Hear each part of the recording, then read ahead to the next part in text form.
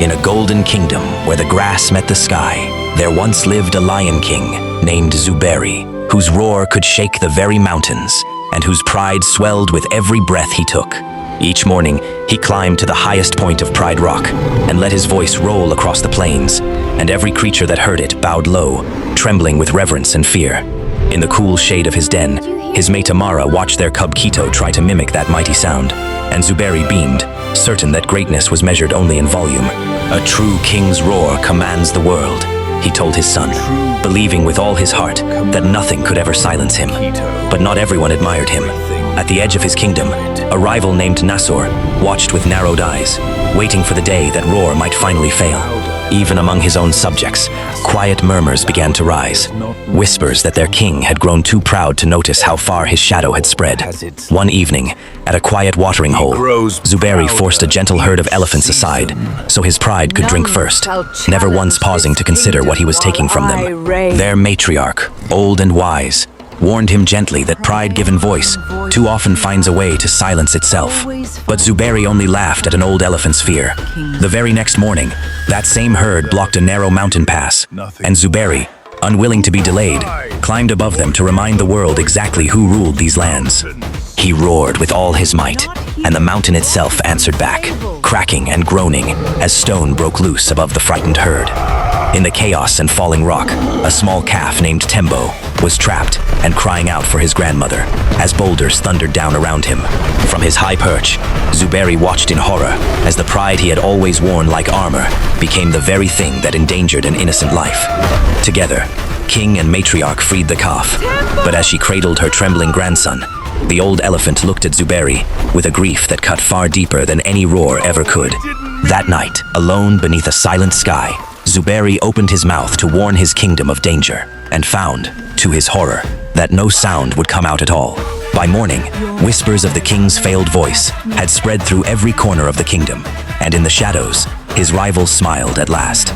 Emboldened by his silence, hyenas grew bold enough to steal in broad daylight, laughing as the once mighty king strained and produced nothing but a broken growl. Before the whole pride, Nasor declared that a king who could not roar was no king at all, and dared Zuberi to prove him wrong. Amara stood bravely between them, defending her mate with every word, though even she could not fully silence the doubt creeping into her own heart. Watching from the shadows, young Quito saw his father humiliated and turned away in confusion and shame, wondering why the roar he once idolized had simply vanished. Alone on a windswept cliff beneath a gathering storm, Zuberi tried again and again to roar, until at last he sank to the ground in despair, broken by his own silence. When dawn came, he could not bear to lead his kingdom as a shadow of what he once was, so he turned and walked away from everything he knew. Days into his journey, stripped of the power that had always protected him, Zuberi moved cautiously through a world that no longer feared him at all. It was there that a sharp-eyed hornbill named Kessie found him, and with a wit as quick as her wings, offered to help him find whatever he had truly lost. Together, they set out across the plains, following ancient elephant tracks toward the one creature who might finally tell him the truth. When he found her herd, the matriarch, whose name was Baobab, refused to even look at him, until Zuberi bowed his head low and asked not for his roar back, but for forgiveness. Slowly, gently, he began to tend to the still healing Tembo, and the calf, curious rather than afraid, began to wonder if this humbled lion was truly the same king who had hurt him. When wildfire swept toward a den of terrified meerkats, Zuberi could not warn them with a roar, so instead, he ran and physically carried them to safety with his own strength. Exhausted and singed, he realized in that quiet moment that he had saved them without ever needing the voice he had once relied on for everything. Days later, at a rushing river, he spotted a young gazelle herd about to wander into a hidden crocodile's ambush, and without a moment's hesitation, threw himself into the water to save them. Wounded but victorious, he watched the herd bow their heads, not in fear this time, but in genuine gratitude, and began to understand that this was what true respect felt like. Back at camp, a fully healed Tembo chased him in play, and for the first time in a long while, Zuberi laughed freely, unguarded, simply happy to be alive and forgiven. That night, Baobab sat beside him beneath the stars and told him gently that his roar had never been what made anyone follow him. It had only ever been the sound that pride makes. But peace did not last. At dawn, Kessi arrived breathless, with terrible news. Nasor had seized Pride Rock, and Zuberi's family was in grave danger. Far away, Nasor now ruled with cruelty, his hyenas terrorizing a kingdom that had once thrived beneath golden light. While in the shadows of her den, Amara held Quito close, refusing to let go of her faith that her mate would somehow find his way home. Zuberi, Kessi, and Baobab's herd raced across the open plains together, driven by a new kind of urgency. Not pride, but love. When Zuberi finally reached the border of his kingdom, he found it scorched and broken, and grief hardened into fierce resolve within him. Under the cover of dusk, he slipped quietly into the den, and Amara and Quito ran to him at last, their reunion filled with tears neither had dared to hope for. But Nasor sensed the change in the air, and when he found Zuberi standing there, his sneer curled into a savage, waiting grin. The whole kingdom gathered as the two lions collided beneath the moonlight, claws and fury tearing through the night, in a battle for everything Zuberi had left.